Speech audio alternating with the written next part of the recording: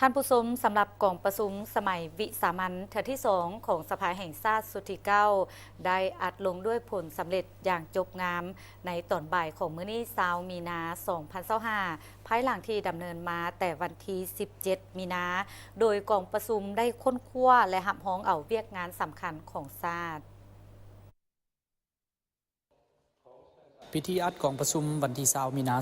2025ที่หอประชุมแห่งชาติโดยภายใต้การเป็นประธานของท่านไสสมพร พรหมวิหารประธานสภาแห่งชาติให้เกียรติเข้าร่วมของท่านทองรุ้นศรีสุริตเลขาธิการใหญ่คณะบริหารงานศูนย์กลางพรรคประธานประเทศพร้อมคณะรัฐบาลมีการนำพรรครัฐอดีตการนำพรรครัฐและสมาชิกสภาแห่งชาติเข้าร่วม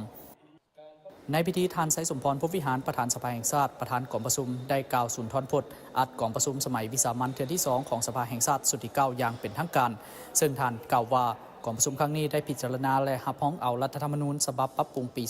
2025รับรองเอาการปรับปรุงกฎหมาย2ฉบับคือกฎหมายว่าด้วยการปกครองท้องถิ่นฉบับปรับปรุงและกฎหมายว่าด้วยพนักงานราชการฉบับปรับปรุงเพื่อให้สอดคล้องกับมติของพรรคการปรับปรุงของจากการจัดตั้งและสอดคล้องกับรัฐธรรมนูญฉบับปรับปรุงปี2025กองประชุมได้พิจารณาและรับรองเอาคำเสนอของนายกรัฐมนตรีเกี่ยวกับการปรับปรุงของจากการจัดตั้งของกระทรวงองค์การจำนวนหนึ่งซึ่งกองประชุมได้แสดงความชมเชยที่รัฐบาลได้มีความตัดสินใจสูงในการปรับปรุงของจากการจัดตั้งตามทิศกระทัดรัดโรงเรียนมีประสิทธิภาพสอดคล้องกับสภาพการพัฒนาเศรษฐกิจสังคมในปัจจุบันกองประชุมได้พิจารณาและรับรองเอานโยบายส่งเสริมพิเศษเฉพาะให้ผู้ลงทุนในนิคมอุตสาหกรรมอมตะตามการเสนอของรัฐบาลเกี่ยวกับการยกเว้นอากรกำไรระยะ30 ปีเฉพาะผู้ที่มาลงทุนภายใน7 ปีทำอิฐของการดำเนินนิคมดังกล่าวที่จะลงทุนใน4 กิจกรรมส่งเสริมผลสรุปของกองประชุมสมัยวิสามัญที่2ทางศาสตร์สุดเก่านี้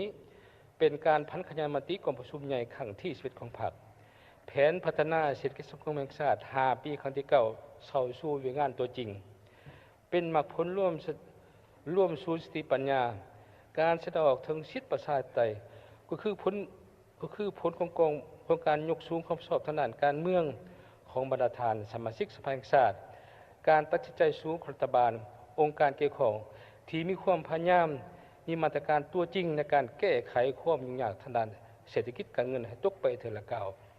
มีการปรับปรุงบรรดาเอกสารกรรมที่สำคัญนับทั้งความตัดสินใจในการปรับปรุงกองจัดการจัดตั้งเพื่อสร้างให้มีการหันเปลี่ยนอย่างลึกซึ้งเพื่อสร้างความเชื่อมั่นของประชาชนต่อการนำพาของพรรคและรัฐในภารกิจปกปักรักษาและสร้างสาประเทศชาติให้มีความนับแน่นเข้มแข็งขึ้นเรื่อย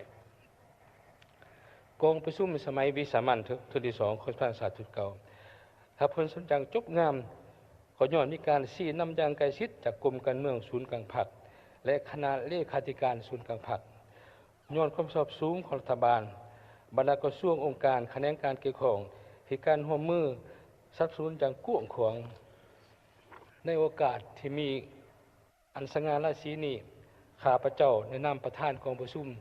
ขอประกาศปิดกองประชุมสมัยวิสามัญเทื่อที่2ของสภาแห่งชาติสุดที่9อย่างเป็นทางการนับแต่นี้เป็นต้นไปขอขอบใจ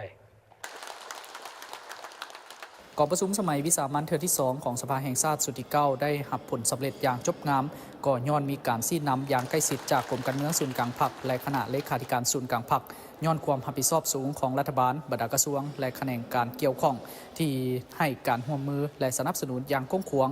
ต่างหน้าคณะประจำสภาแห่งชาติสมาชิกสภาแห่งชาติขอแสดงความขอบใจเป็นอย่างสูงมายังกรมการเมืองศูนย์กลางพรรคและคณะเลขาธิการศูนย์กลางพรรคที่ย้ำใดก็ได้ให้การชี้นำอย่างใกล้ชิดต่อสภาแห่งชาติโดยตลอดมาขอแสดงความขอบใจอย่างสูงมายังบรรดาการนำพรรครัฐและองค์การจัดตั้งมหาชนขั้นศูนย์กลางที่ได้ให้เกียรติเข้าร่วมกองประชุมและขอบใจมายังประชาชนลาวบรรดาเผ่าอยู่ภายในและชาวลาวอยู่ต่างประเทศที่ได้ติดตามกองประชุมครั้งนี้